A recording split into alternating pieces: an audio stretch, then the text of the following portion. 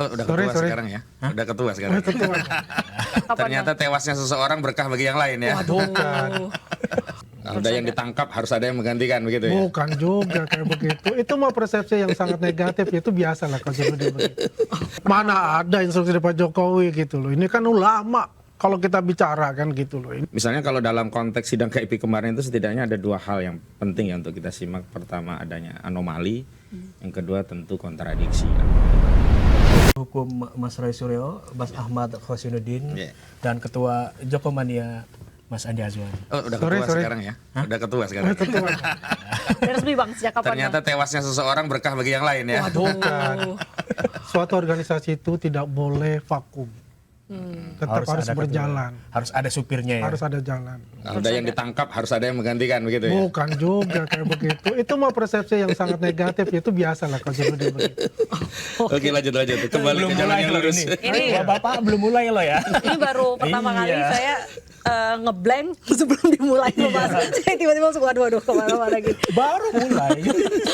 Oke, thank you Abang sudah hadir. Sama-sama, terima kasih undangannya. Bang Andi Azwan juga baru landing dari Makassar ya Bang ya.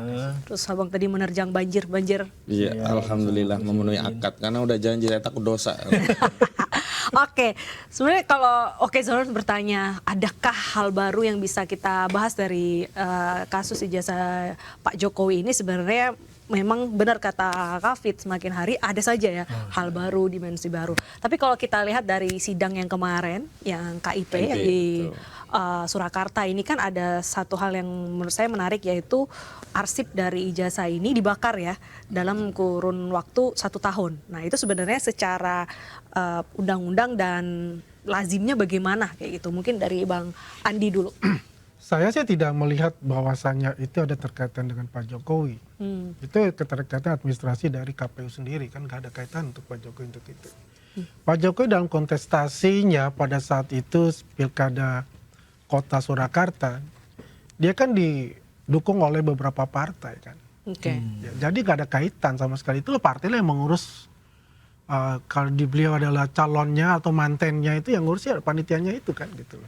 Apapun yang terjadi di sana itu yang dilakukan oleh KPU itu adalah mereka yang melakukan itu. Kalau memang itu adalah suatu peraturan dari KPU Surakarta sendiri yang harus memusnahkan misalnya kan dokumen-dokumen sudah 1 tahun, itu haknya mereka, nggak ada kaitan sama sekali dengan Pak Jokowi. Berarti Bang Andi ini seolah menegaskan bahwa tidak ada instruksi dari tim pemenangan. Mana ada instruksi dari Pak Jokowi gitu loh. Ini kan ulama kalau kita bicara kan gitu loh. Ini kan juga 2000 berapa itu? 2005 ya. Kan 2005 ini aja sudah berapa? 20 tahun. Mana ada hubungan tentang untuk membakar-bakar seperti itu? Enggak. Oke. Tanggapan dari Mas Ahmad gimana nih?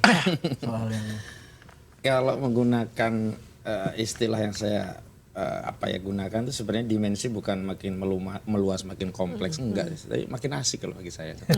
Asik sekali gitu. Jadi di tengah kubu Jokowi yang merepetisi argumentasi yang kadang-kadang masyarakat itu lagi argumentasinya bosan juga gitu loh. Justru kami menemukan data fakta baru dan berbagai argumentasi yang makin mengokohkan apa yang selama ini diyakini oleh Roy Suryo dan kawan-kawan.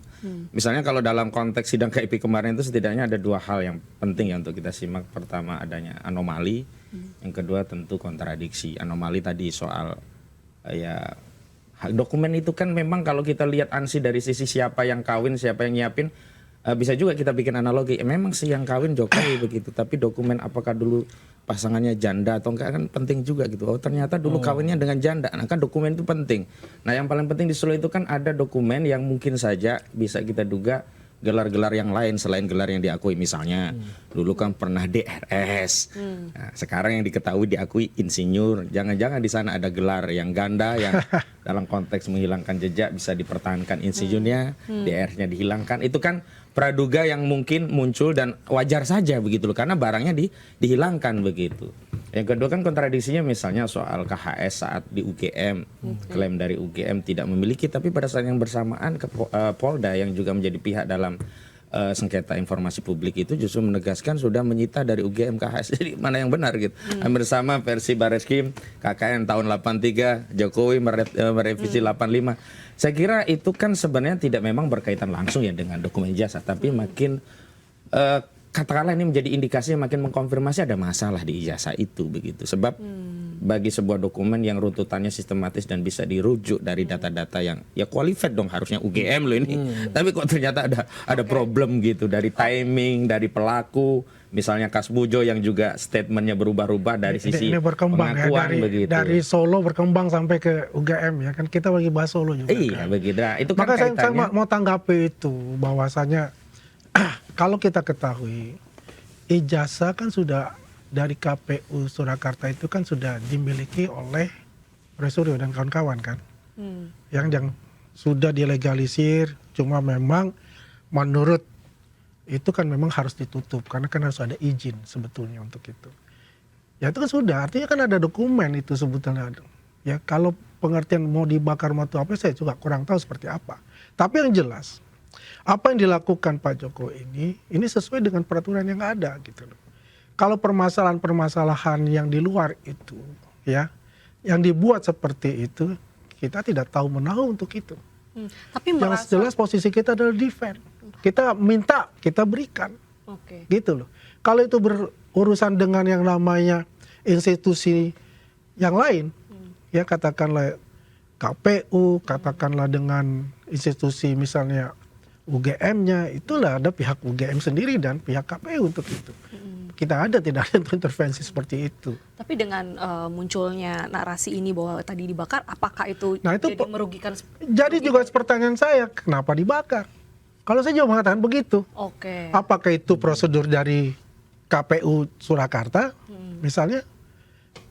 Kalau itu ada prosedurnya, itulah haknya mereka. Makanya saya bilang dari awal, saya katakan kita tidak mengintervensi dan kita tidak ada berurusan dengan KPU. Oke. Berurusan dengan KPU itu berdasarkan administrasi dalam hal pencalonan dan juga proses-proses pemilu sehingga terjadi yang namanya keterpilihan Pak Jokowi sebagai wali kota pada saat itu gitu loh.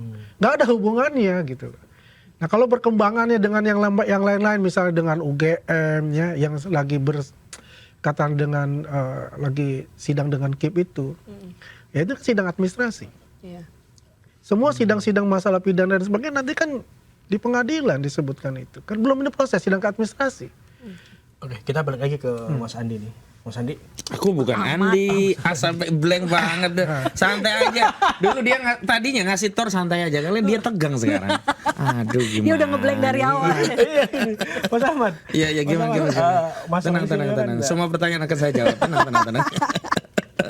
Oh, iya. Mas Ahmad. Boleh pakai gua lu juga gak apa-apa, biar santai gitu.